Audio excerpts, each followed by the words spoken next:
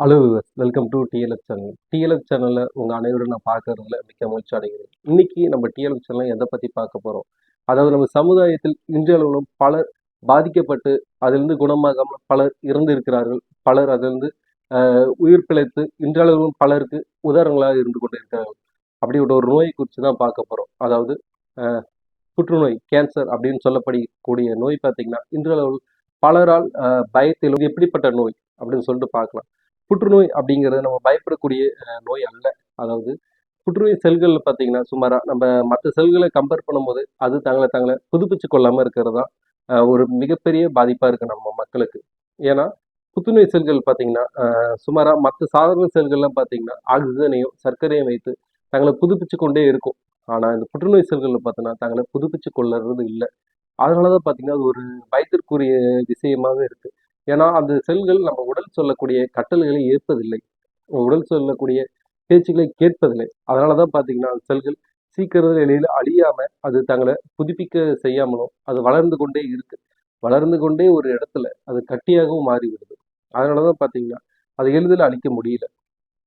இதுக்கப்புறம் பார்த்தீங்கன்னா புற்றுநோய் செல்கள் பார்த்தீங்கன்னா அதிக அளவுல மற்ற செல்களுக்கு போகக்கூடிய சத்துக்களை இது திருடிக்கிட்டு இது தங்களை பெரிய செல்களை வளர்த்து கொள்ளுது. இதன் மூலியமா பார்த்தீங்கன்னா நம்மங்களுக்கு உடம்புல உடல் பலவீனம், உடல் சோர்வு, உடல் வலி, முதுகு தண்டுவடத்தில் வலி, இது போல பல வலிகள் ஏற்படும். உடல் சோர்வுகள் இருக்கும். ஏன்னா நம்ம மற்ற செல்களுக்கு போகக்கூடிய சத்துக்களை இது உறிஞ்சிருது. அதனால பார்த்தீங்கன்னா நம்ம உடம்புல மற்ற செல்கள்லாம் சத்துக்கள் குறையிறதுனால அந்த செல்கள்லாம் வீக் ஆயிருது. மற்ற உடல் உறுப்புகள் எல்லாம் வீக் ஆகிறதுனால நமக்கு உடல் பலவீனம், உடல் இளைச்சல், இருமறல் சம்பவம்லாம் ஏற்படுது. ஆனா நாம என்ன நினைச்சுக்கிறோம்னா இந்த நோய் வந்ததுனால அப்படின்னு நினைச்சுக்கிறோம். நம்ம அது மாதிரி சமயங்கள்ல சரியான உணவு முறை எடுத்துக்கொண்டு இருந்தோம்னா அந்த நோயிலிருந்து முற்றிலுமா வெளியே வந்துடலாம். ஏன்னா பலர் இந்த நோயிலிருந்து இன்றளவிலும் வெளியே வந்திருக்காங்க. ஏன்னா உதாரணத்துக்கு சொல்லணும்னா பிரபல மல்யுத்த வீரர் அவரு கூட பார்த்தீங்கன்னா வெளியே வந்திருக்காரு. இது போல நம்ம சமூகத்தில் இருக்கக்கூடிய பல திரை பிரபலங்களும் இதில் பாதிக்கப்பட்டு இன்றளவு வெற்றிகரமா அந்த நோயிலிருந்து வெளியே வந்திருக்காங்க. எனவே நம்ம இந்த நோய்க்கு இன்னும் பயப்பட தேவையில்லை. ஏன்னா இது பயப்படக்கூடிய நோயும் அல்ல. நாம தான் பெருசா நம்ம உடல் ரீதியாகவும் மன ரீதியாகவும் நாம பாதிக்கப்பட்டதுனால தான் அந்த நோயிலிருந்து நம்மளால வெளிவர முடியல. அந்த நோய் பார்த்தீங்கன்னா சுமார் உலகம் முழுவதும் 100க்கும் மேற்பட்ட வகைகள் இருக்கு. இதுல அதிக அளவுல பாதிக்கப்படுறது பெண்கள் தான். முக்கியமா சொல்லப்போனா ஒரு 5 வகையான புற்றுநோய்கள் தான் செல்கள் தான் பார்த்தீங்கன்னா அதிக அளவுல இருக்கு. பொதுவான செல்களா பார்த்தீங்கன்னா. மீதி 100க்கும் மேற்பட்ட வகைகள் இருந்தாலுமே அதிகமா மக்களை பாதிக்கப்படுறது இந்த 5 வகையான புற்றுநோய் செல்கள் மட்டும்தான். அது என்னென்ன புற்றுநோய் செல்கள்னு சொல்லி பார்த்தோம்னா, அதாவது பெண்களுக்கு அதிகப்படி ஏற்படக்கூடிய மார்பக புற்றுநோய், அதுக்கப்புறம் பார்த்தீங்கன்னா கர்ப்பப்பை புற்றுநோய், கர்ப்பவாய் புற்றுநோய், நுரையீரல் புற்றுநோய், குடலில் ஏற்படக்கூடிய புற்றுநோய், இரத்த நாளங்களில் ஏற்பட புற்றுநோய், இது போல புற்றுநோய்கள் தான் நமக்கு அதிக அளவுல பாதிக்கப்படுறாங்க மக்கள் பார்த்தீங்கன்னா. ஏன்னா இன்றைய காலகட்டங்களில் பார்த்தீங்கன்னா உணவு முறைகள் மாற்றம், ரெண்டாவது பார்த்தீங்கன்னா சூழ்நிலைகள் மாற்றம், அதே போல பார்த்தீங்கன்னா நம்ம குடிக்கிற தண்ணியில இருந்து சுவாசிக்கிற காற்றுல இருந்து எல்லாமே இன்றைய கால கலப்படமாக தான் இருக்கு. தூய்மையே இல்லை. அதுக்கு காரணமும் நாம தான். ஏன்னா நம்ம ஒரு மரத்தை வெட்டிடுறோம். ஆனா இன்னொரு மரம் நம்ம நடுறது கிடையாது. இன்னொரு மரம் நட்டாலுமே அதை நம்ம பாதுகாக்கிறது கிடையாது. இதனால காற்று மாசாயிருக்கு. ரெண்டாவது பண்டைய காலகட்டங்கள்லாம் பார்த்தீங்கன்னா அவங்க வீட்டுக்கு முன்னாடியே கழிவு நீரை தேக்கி வச்சாங்க. அங்கிருந்தே கழிவு நீருக்கு பக்கத்துல செடிகள் வைத்து அதுக்கு அந்த நீர்ல பாய்ச்சாங்க. இதன் மூலியமா அது ஒரு இடத்துல சேராம இருந்துச்சு. ஆனா இன்றைய காலகட்டங்கள் நவீனமாக்கப்பட்டதுனால இந்த கழிவு எல்லாத்தையுமே ஒரு இடத்துல கொண்டு போய் கால்வாயில், ஓடை, கடல் இது போல இடத்துல சேர்த்துடுறாங்க. அதனால என்ன ஆகுதுன்னா சுமாரா அங்க இருக்கிற கால்வாய்கள், நீர், நிலம் எல்லாமே பார்த்தீங்கன்னா பாதிக்கப்படுது. ரொம்ப மாசாகுது. நம்ம என்ன செய்றோம்? அந்த தண்ணீரை தான் நம்ம குடிக்கிறோம். அதுல ஒரு சுத்திகரிப்பு நிலையமோ, இந்த தண்ணீர் எல்லாத்தையுமே அதுல ஒரு ஒரு அது ஒரு சுத்திகரிப்பு செய்யற போல ஒரு அமைப்பும் நம்ம ஏற்படுறது இல்லை. நம்ம அரசாங்கமும் அதை ஏற்படுத்த தயாரா இல்லை. ஏன்னா இதன் மூலியமா மிகப்பெரிய ஒரு பிசினஸ் இருக்கு. அதை அடுத்த வீடியோல பார்க்கலாம். ஓகேவா? இதன் மூலியமா தான் நமக்கு அந்த புற்றுநோய் செல்கள் நம்ம உடம்புல பாதிக்கப்படுது. ஏன்னா நம்ம உடம்புல நம்ம இது மாதிரி தண்ணீர்கள் குடிக்கும்போது அது ஒரு மைக்ரோ பிளாஸ்டிக் கழிவுகள் ஆகட்டும், மற்ற கழிவுகளாகட்டும் உடம்புல தங்கியிருது. அந்த கழிவுகள் உடம்புல வெளியேறினா மட்டும்தான் நம்ம உடல் ஆரோக்கியமா இருக்கும். நம்ம உடல்ல இருந்து வெளியே அந்த கழிவுகள் போகாம உடம்புல தங்குறதுனால என்ன ஆகுதுன்னா நம்ம உடம்பு அதை எதிர்த்து வெளியே தள்ளுறதுக்கு அதை சுத்தம் பண்றதுக்காக செல்களை பலப்படுத்துது. அப்படி பலப்படுத்த செல்கள்ல ரொம்ப வீரியமிக்க செல்களா சில செல்கள் உருவாகுது. அந்த செல்கள் தான் புற்றுநோய் செல்களா மாற்றப்படுது. ஏன்னா நம்ம உடம்புல ஏற்கனவே எல்லா செல்களுமே இருக்கும். ஆனா அந்த செல்கள் தன்னைத்தானே அப்டேட் பண்ணிக்கும் போது தான் இது மாதிரி ஒரு செல் வீரியமிக்க செல்லாக உருவாகுது. இந்த வீரியமிக்க செல்கள் பார்த்தீங்கன்னா தங்கள் இறப்பு இல்லாமல் இருக்கிறதுனால தான் நம்ம இது போல நோய்களில் பாதிக்கப்படுறோம். இது மட்டும் இல்லையா அவ்வளோதானா அப்படின்னு சொல்லிட்டு பார்க்கும்போது இதில் பார்த்தீங்கன்னா அதிக அளவு பார்த்தீங்கன்னா பெண்கள் தான். பெண்களுக்கு பார்த்தீங்கன்னா குறிப்பாக சொல்லலாம் மார்பக புற்றுநோய், கர்ப்பப்பை புற்றுநோய், கர்ப்பவாய் புற்றுநோய், சினைப்பை புற்றுநோய், இது போல பல வகையான புற்றுநோய்கள் பெண்கள் பாதிக்கப்படுறாங்க. இதில் குறிப்பாக சொல்லணும்னா பெண்களுக்கு இருக்கிற மார்பக புற்றுநோய் எல்லாம் பார்த்தீங்கன்னா அவங்களுக்கு மார்பகத்தை சுற்றிங்க இருக்கக்கூடிய இடங்கள் சிறு சிறு கட்டிகள் வருவது, அக்கிலில் கட்டிகள் வருவது, இது போல அவங்க பாலூட்டும் இடங்களில் பார்த்தீங்கன்னா நீர் வடிவது, இது போல் ரத்தம் வடிவது, இது போல சில அறிகுறிகள்லாம் இருக்கும். ஏன்னா நம்ம மக்களுக்கு இடையே சரியான விழிப்புணர்வு இல்லாத ஒரு காரணத்தினால் இதில் பலர் மறிச்சிருக்காங்க. எனக்கு தெரிஞ்சவங்க ரிலேட்டிவ் கூட 2-3 பேர் மறிச்சிருக்காங்க புற்றுநோய் வந்ததுனால. ஏன்னா அவங்களுக்கு சரியான ஒரு அவேர்னஸ் இல்லை. ஏன்னா டாக்டர்ஸ் இந்த சூழல் கட்டங்களில் அதை எப்படி கண்டுபிடிக்கலாம் அப்படிங்கிறத ஒருத்தர் வச்சு ஆராய்ச்சி எப்படி பண்ணலாம்னு சொல்லிட்டு பார்க்குறாங்களே தவிர அவங்களை காப்பாற்றுறதுக்கும் ஒரு மன ரீதியான ஒரு நம்பிக்கை கொடுப்பதற்கும் இன்றளவும் யாரும் தயாராக இல்லை. சிலர் இருக்காங்க, ஆனால் சிலர் அப்படி இல்லைன்னு நான் நினைக்கிறேன். ஓகேங்களா? ஏன்னா பல பேர் இதனால மறிச்சிருக்காங்க. ஒரு பயம், நோயினால மறிச்சவங்களோட பயத்தால் மறிச்சவங்க நிறைய பேர் இருக்காங்க.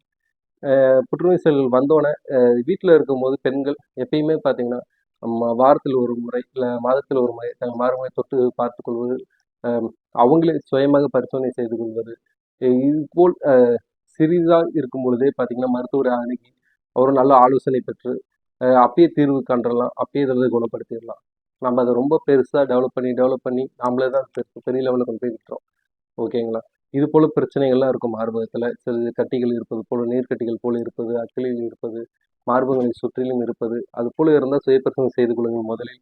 பிறகு மருத்துவரை அணுகி நல்ல ஒரு பரிசோதனை செய்வது மிகவும் நல்லது. அதுக்கப்புறம் பார்த்தீங்கன்னா கர்ப்பப்பை புற்றுநோய். இந்த கர்ப்பப்பை புற்றுநோய் பார்த்தீங்கன்னா கர்ப்பப்பை சுற்றிலும் இருக்கக்கூடிய இடங்களில் இந்த நோய் ஏற்படுது. கர்ப்பவாய், கர்ப்பப்பை புற்றுநோய் ரெண்டுத்துலையும் பார்த்தீங்கன்னா கர்ப்பவாய் புற்றுநோயில் குறிப்பாக சொல்லணும்னா அது அந்த இடங்களில் சுற்றியும் பார்த்தீங்கன்னா வலி இருப்பது, ஒரு மாதவிடாய் கலைஞர்கள் மிகவும் ரத்தப்போக்கு நின்ற பிறகு வலி இருப்பது, அதற்கப்புறமும் ரத்தம் வடிவது, இது போல பிரச்சனைகள் இருக்கும். அவங்களுக்கு இணையுடன் இருந்ததுக்கு பிறகு வலி இருக்கும். இது போல அறிகுறிகள்லாம் இருக்கும். இருக்கும் பொழுது அவங்க உடனே மருத்துவரை அணுகுவது ரொம்ப நல்லது. ஏன்னா இந்த கர்ப்பப்பை புற்றுநோய் நம்ம பார்க்கும்போது இது என்ன சொல்றாங்கன்னா இது ஒரு சைலண்ட் கில்லர் அப்படின்னு சொல்லிட்டு சொல்றாங்க. எதெல்லாம் இது ஒரு சைலண்ட் கில்லர் அப்படின்னு சொல்லி சொல்றாங்கன்னா நம்ம அந்த இடத்துல பார்த்தீங்கன்னா பெருசாக எந்த ஒரு அவங்களுக்கு மாற்றங்களும் இருக்காது. ஏன்னா அதில் பெருசாக சிம்டம்ஸ் இருக்கிறது, நோய் இருக்கிறது, அது மாதிரிலாம் இருக்காது.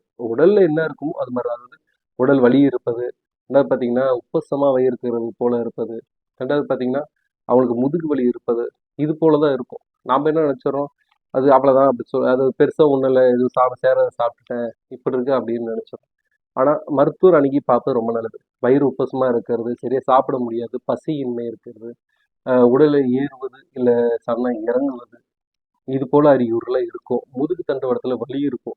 இதெல்லாம் இருந்தால் உடனே மருத்துவரை ஒரு பரிசோதனை செய்கிறது ரொம்ப நல்லது. ஏன்னா நம்ம நம்ம உடலில் பரிசோதனை செய்து நல்ல முறையில் நல்ல உணவுகளை எடுத்துக்கிட்டோம்னாலே மேக்ஸிமம் நமக்கு இது மாதிரி நோய்கள்லாம் கட்டுக்குள்ளே வச்சிடலாம். மேக்ஸிமம் வராமல் நம்ம தடுத்துடலாம். இதுக்கப்புறம் பார்த்தீங்கன்னா சினைப்பையில் ஏற்படக்கூடிய புற்றுநோய். அது என்ன பண்ணால் சினைப்பையில் அது சுற்றிலும் இருக்கக்கூடிய அந்த லேயரில் பார்த்தீங்கன்னா ஒரு கட்டி போல உருவாகுது. இது மாதிரி உருவாகி அந்த இடத்துல இருக்கிறது பெரிய அளவில் வெளியே தெரியாது. நாளடைவில் தான் அவங்களுக்கே தெரிய வரும். இது போல் பெண்களுக்கு பல வகைகளில் புற்றுநோய்கள் ஏற்படுது. இது மட்டும் இல்லாமல் சொல்லிட்டு பார்த்தீங்கன்னா நுரையீரல் புற்றுநோய். ஏன்னா சிகரெட் குடிக்கிறவங்களாகட்டும், பீடி அது மாதிரி குடிக்கிறவங்களாகட்டும், இல்லை மற்ற போதைப்பொருள் பயன்படுத்தலாம், அவர்களுக்கு ஏற்படுகிற தீங்குகளை விட அவர்கள் அருகில் இருக்கக்கூடியவர்கள் தீங்குகள் அதிகமாக ஏற்படுது. ஏன்னா அந்த காற்று சுவாசிக்கிறாங்க. ரெண்டாவது அவங்க இப்போ தான் ஃபர்ஸ்ட் டைம் அந்த காற்றை சுவாசித்தாங்க. இவங்க ரெகுலராக எடுத்துகிட்டு இருப்பாங்க. அப்படிங்கும்போது புதுசாக அவங்க சுவாசிக்கும் போது ரொம்ப அவங்க கஷ்டப்படுவாங்க மூச்சு விடுறதுக்கு எல்லாத்துக்குமே. அப்படி இருக்கும் பொழுது நம்ம அங்கேருந்து முடிஞ்ச வரைக்கும் அவாய்ட் பண்ணுறது ரொம்ப நல்லது. ஏன்னா இது எல்லாமே ஆண்களுக்கு அதிகப்படியான வாயில புற்றுநோய் ஏற்படுது, நுரையீரல் புற்றுநோய் ஏற்படுது. இது பெண்களுக்கு பொதுவாக இன்றைய காலகட்டங்களில் இருக்குது. ஏன்னா நம்ம சுவாசிக்கிற காற்று எல்லாமே ரொம்ப தரம் குறைவாக இருக்குது. அது காரணமும் நாம தான். நம்ம அடுத்த தலைமுறைக்கு நம்ம எதை விட்டு செல்கிறோமோ இல்லையோ நோய்களை கண்டிப்பாக விட்டு செல்கிற நிலைமையில தான் நம்ம இருக்கோம். ஏன்னா நாம்பளாகட்டும் நம்ம அடுத்த தலைமுறைகளாகட்டும் நம்ம படிப்பை சொல்லித்தரமே தவிர ஒழுக்கத்தையும் நம்ம எப்படி நம்ம சூழ்நிலைகளை வச்சுக்கணும், நம்ம சுற்றிலும் இருக்க பகுதியில் எவ்வளோ தூய்மையாக வச்சுக்கணும் நம்ம சொல்கிறது இல்லை. அதனால தான் நாமளும் பாதிக்கப்படுறோம், நம்ம அடுத்த ஜென்ரேஷனும் பாதிக்கப்படுறாங்க.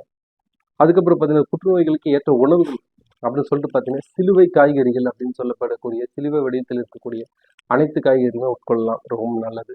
இது மட்டும் இல்லாமல் பார்த்தீங்கன்னா அவங்க உணவுகளை அதிக அளவில் காலிஃப்ளவர், இது முட்டைக்கோஸ், இது போல காய்கறிகளை சேர்த்திக்கிறது ரொம்ப நல்லது. ஊதா நிறத்தில் இருக்கக்கூடிய காய்கறிகள் மிகவும் இந்த நோய்க்கு எதிராக செயல்படும் என்று ஆராய்ச்சியில் சொல்லப்பட்டு இருக்கிற நாவல் பழம், அத்திப்பழம், இது போல பழங்கள் எல்லாம் ரொம்ப இதெல்லாம் எடுத்துக்கிட்டோம்னா முடிஞ்ச வரைக்கும் அந்த கேன்சர் செல்களை அழிப்பதற்கும் அடுத்த செல்கள் வளராமல் இருப்பதற்கும் ரொம்ப உதவியாக இருக்கும். இது மட்டும் இல்லாமல் சிட்ரிக் நிறைந்த பழங்கள், எலுமிச்சை, இது போல பழங்களை உணவில் சேர்த்து கொள்வதும் கேன்சர் வந்தவங்களும் இதை எடுத்துக்கொண்டாங்கன்னா இந்த கேன்சர் நோயிலிருந்து குணமாவதையும் செல்கள் வளர விடாமல் தடுக்கவும் இது ரொம்ப உதவியாக இருக்கும்.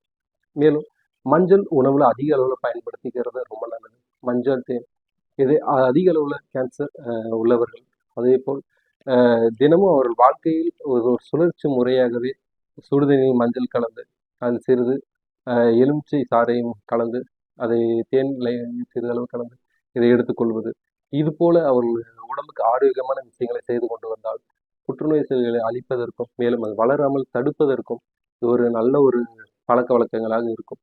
ஏன்னா இன்றைய காலகட்டங்களில் உணவு முறைகளை நாம் மிகவும் பின்தங்கி இருக்கிறோம் என்பது வருத்தத்திற்குரிய ஒரு விஷயம்தான். ஏன்னா வறுத்த உணவுகளில், துரித உணவுகளில் அதிக அளவில் சூடுபடுத்திய எண்ணெய்கள், சூடுபடுத்திய காய்கறிகள், சூடுபடுத்திய இந்த அசைவ உணவுகளை நம்ம அதிக அளவில் எடுத்துக்கொள்வதால் அதற்கு எதிர்வினை ஆற்றும் வகையில் உடல் சொல்லும் ஒரு வீரியமிக்க ஒரு செல்கள் தான் பார்த்தீங்கன்னா புற்றுநோய் செல்களாக மாற்றப்படுது. அந்த புற்றுநோய் செல்கள் அதை அழிப்பதற்கு பதிலாக நம்மளையே அதை அழிச்சிருது. ஓகேங்களா? அதே போல் காய்கறிகளை எடுத்துக்கும் போது 2 நிமிஷத்துக்கு மேலே அதை வேக வைக்கக்கூடாது.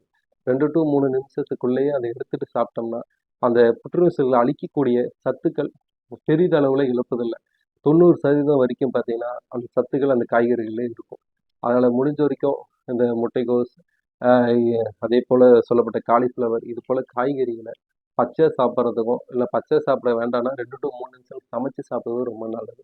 அதுபோல் அசைவ உணவுகளை ஃப்ரிட்ஜில் வச்சுருந்து ஃப்ரிட்ஜிலேருந்து எடுத்து சாப்பிடக்கூடிய உணவுகளாகட்டும், நம்ம பழக்க வழக்கங்கள் திடீர்னு மாற்றம் பார்த்தீங்களா, அதாவது இது ஒரு பழக்க வழக்கங்களில் உணவு இருந்துகிட்டு இருந்திருப்போம், அது சடனாக ஒன்று இன்னொருக்கு மாறும்போது உடம்பு அதுக்கு ஆக்ட் ஆகும். அதாவது குடிச்சிட்டே இருக்காங்க, அவங்களுக்கே பார்த்தீங்கன்னா சொல்லியிருப்பாங்க, நீங்கள் தொடர்ந்து குடிக்கிறத உடனே சடனாக நிப்பாட்டக்கூடாது, கொஞ்சம் கொஞ்சம் நிப்பாட்டுங்க, இல்லை உடம்புக்கு ரொம்ப கெடுதல் அப்படிம்பாரு. குடித்தாலும் தப்பு, குடிக்கிறது சடனாக நிறுத்தினாலும் தப்பு.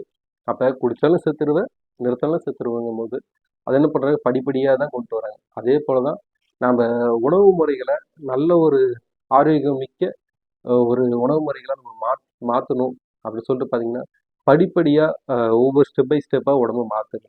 அந்த உடம்புல கழிவுகள் எல்லாம் கொஞ்சம் கொஞ்சம் வெளியேறுங்க. மாசத்துல ஒரு முறை உடம்புல கழிவுகள் வெளியேறக்கூடிய மருந்துகளை உட்கொள்ளுங்க.